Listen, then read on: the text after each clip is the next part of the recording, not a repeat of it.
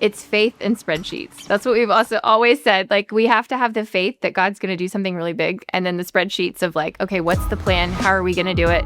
How are we going to fundraise? How are we going to build? What's the model? And then putting those two things together and just seeing what happens. The mission of Joy Meadows has really not changed since we started. It's there to provide support to families through housing, resources, community support, so that those impacted by foster care can find stability, healing, and joy. That's the foster families. That's the bio families. That's the kinship families. That's all those. Our job is to provide them with all that they need to be successful. We started Joy Meadows, it was officially in 2017, and that was after being in foster care for several years as a family, and we just saw the needs continue to multiply, and we just had that sinking feeling of no matter how many kids came into our house, we just were never able to do enough. There was always more kids. One of the sibling groups that came in, we never really were able to acquire all of them because we didn't have enough square footage in our home. We didn't have enough rooms in the house. We were only able to take up a portion of that sibling set. And we quickly discovered that, man, there's no answer on a state level of what to do with this. We thought, we're either done with foster care, this is it, we can't do this anymore, felt kind of hopeless, or we need to do something to change it. We'd been looking at the idea of a foster care community or some other type of ministry and tried to get some of them to come to Kansas, and nobody would, and just felt like after a lot of prayer, finally God was saying, you're supposed to do it. And so we said, who are we?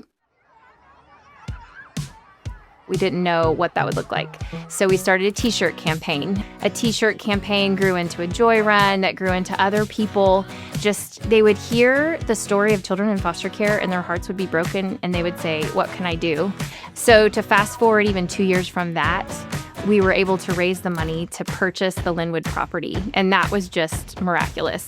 How quickly God continued just to reveal to us the purpose of that property. We began to solicit these volunteers who came in and began to build out this giant home, but it had only 4 bedrooms.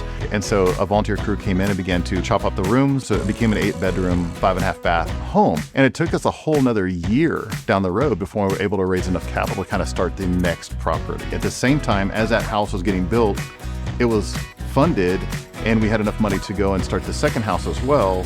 And so it was just like watching that happen, we're like going, oh, God's making this happen. As things are getting completed, we're watching new families move in and acquiring these sibling sets that we had always had the heart for. The foster care system is really complex. It's not one story or one piece of brokenness or just one need that you can come in and meet. So that's why at Joy Meadows, we try to have this just circle of support, a network, a therapeutic web of support. The model is relationship. It's seeing them, seeing their need, and meeting that need. When we received the Truett Caffey True Inspiration Award, that just validated that we're not crazy and that people want to get behind you meeting a need. It was just a beautiful event and how God just provided in that moment to where now throughout many states in the country now we're being reached out to saying, hey, tell us more about how Joy Meadows works. How does your relationships work with the churches? How are you doing this with the volunteers? How are you doing this with therapy? Once we opened up the Linwood campus, people were driving from everywhere. What we quickly realized is that if we had another physical location, we could serve more families and they wouldn't have to go so far to get the help that they needed. A third of our families already come out of the Wyandotte County area. And so 2 things happen. One, we can meet them exactly where they're located. This is where the children, the families are that need this resource, but also it alleviates a 30% demand on the Linwood campus, which actually makes room for more kids up there as well. So the K-Scape property itself is about 80 acres. It's an 8,000 square foot building, which will accommodate 10 new offices for whatever therapy service we want to represent up there. It also has a big enough space where we can have like even a teaching area. We actually have clinics that we offer. We don't have a way at the Linwood campus to do that, which we'll have here. It's got 80 beautiful acres. It's got trails already cut in. And we just believe that just being out here by itself is just healing. We get to build on a model that we've already started and created. What would a program look like? How do things work together? How do we develop community partners? All of that we've already established, and we just get to do that here in Kansas City. We already have our therapy partners set up and in place so that once we have space, we'll get to have families right away. First of all, we have to get the road fixed. It has to be a paved road that comes in. We have to have an engineered septic system added. We have outdoor spaces as well that we're developing with a playground, a pavilion. Those items as well are significant resources that we have to raise.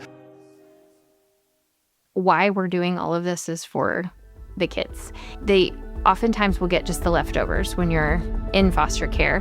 And so really it's our blessing to just get to bring them everything they need. They deserve the best equine center, and they deserve the best sensory gym and clothing closet and new clothes and food and camp and friends and all of those things that we get to do at Joy Meadows. Let's not think about what little we have. Let's think about what the best would be for them. What do they actually need? And then let's build towards that.